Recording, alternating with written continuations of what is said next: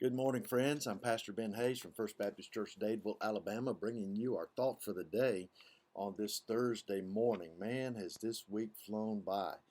I hope that you're having a good morning this morning, that you've started your day with a cup of coffee in one hand and the Word of God in the other hand, and just spent some time thanking Him for the joy of life and love, and especially on a day like today when we are laying to rest one of our fine gentlemen who just suddenly died this past Monday. Pray for the McGwirt family as we go through this day. It's going to be a tough day for them.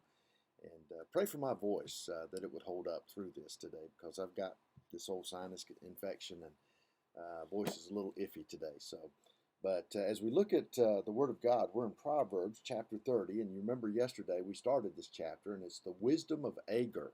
And Agur, we really don't know anything about him. His name means warrior, or one who is searching.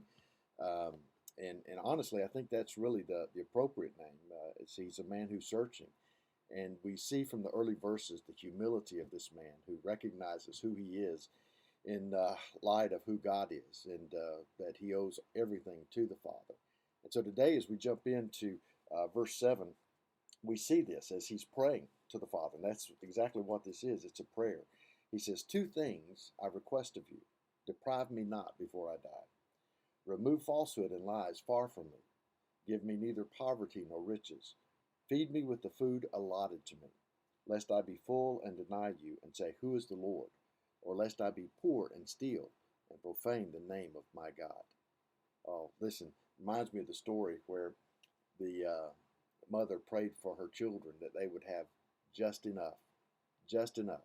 Not too much, because if we have too much, we might become vain and lifted up, and we might think that we are worthy of all the things we've been given.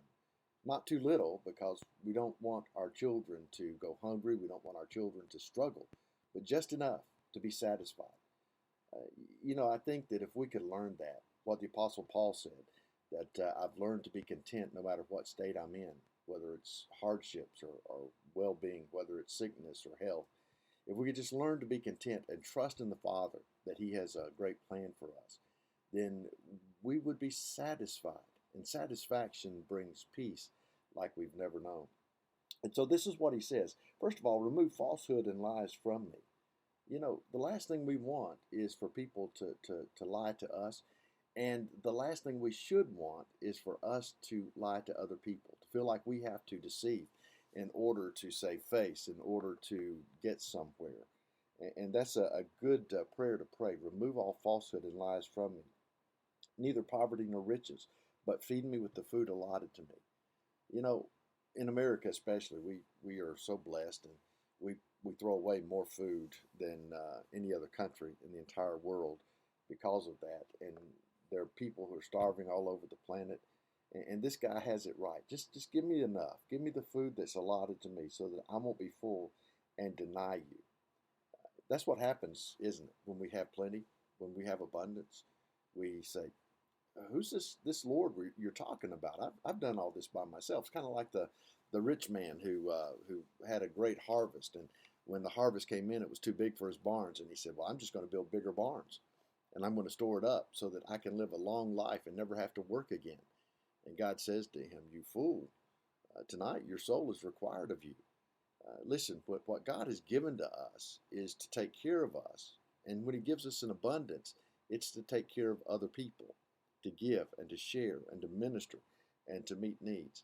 But at the same time, Agur says, "I don't want to be poor either, because I don't want to be put in that position where I have to steal from other people to survive. I don't want to be in that position where I would profane the name of God because I don't think I've had enough. I don't have enough to take care of my needs." And so here's the thing that we ought to pray today, just like Agur did. "Lord, give me enough. Give me enough strength for today. Give me enough grace for today. Give me enough food for today. Give me enough, Father, and I'll be satisfied." I hope that you'll trust in the Lord today and in the power of His name, and He will give you enough. God bless.